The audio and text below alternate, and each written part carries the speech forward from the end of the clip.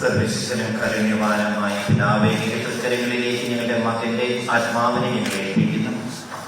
ക്രിസ്തുവിൽ മരണമടഞ്ഞ എല്ലാവരെയും പോലെ ഈ കുഞ്ഞും അവസാന ദിവസം ക്രിസ്തുവിൽ ഉയർത്തെഴുന്നേൽക്കുമെന്ന് ഞങ്ങൾ ദൃഢമായി പ്രത്യാശിക്കുന്നു.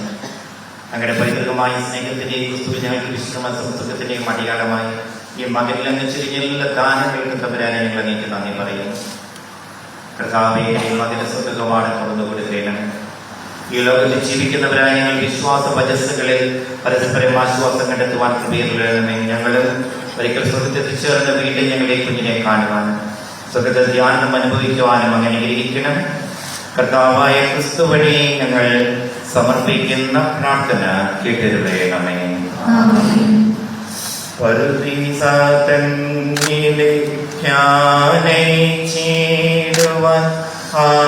ആഗതരാകട്ടെ മാലാഖമാർ,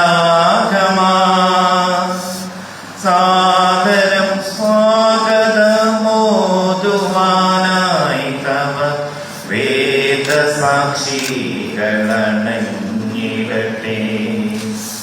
നിന്നെ നയിക്കട്ടെ നഗരത്തിൽ നിത്യമായിടും ജെറൂസലേമിൽ.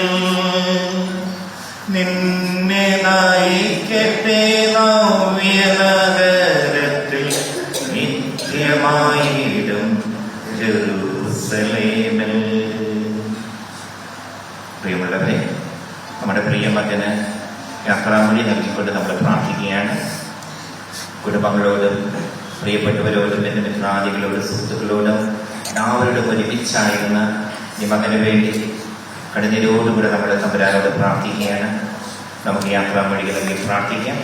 സങ്കീർത്തനം 42 ആദ്യം പ്രാർത്ഥിക്കുമ്പോൾ അന്തിമ ഉപചാരം അർപ്പിക്കാൻ ഇനി ആരെങ്കിലുമൊക്കെ ഉണ്ടെങ്കിൽ അന്തിമ ഉപചാരം അർപ്പിക്കാനും ചിന്തിക്കാനുമുള്ള ഒരു അവസരമാണ്. അതിനുശേഷം ആശ്രയവും അഭയവുമായി ദേവാലയത്തിൽ നിന്നും മകന്റെ ശരീരവുമായിട്ട് നമ്മുടെ സെമിത്തേരിയിലേക്ക് പ്രദക്ഷിണമായിട്ട് യാത്രയാകുന്നു. ആരെങ്കിലും കാണാനുണ്ടെങ്കിൽ ഒന്ന് വഴിയൊരുക്കി കൊടുക്കണമെന്ന് അഭ്യർത്ഥിക്കുകയാണ്.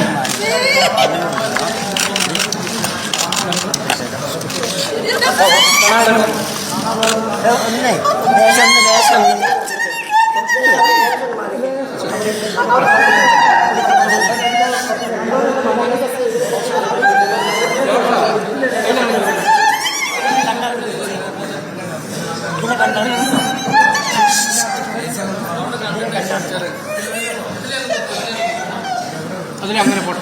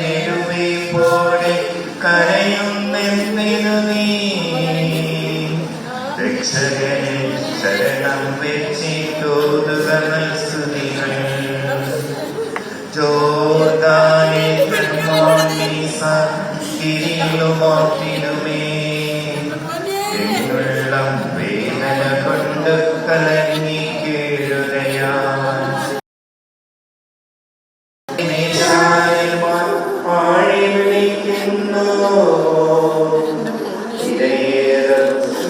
ഒഴുക്കും എന്നെ വിഴുങ്ങുന്നു.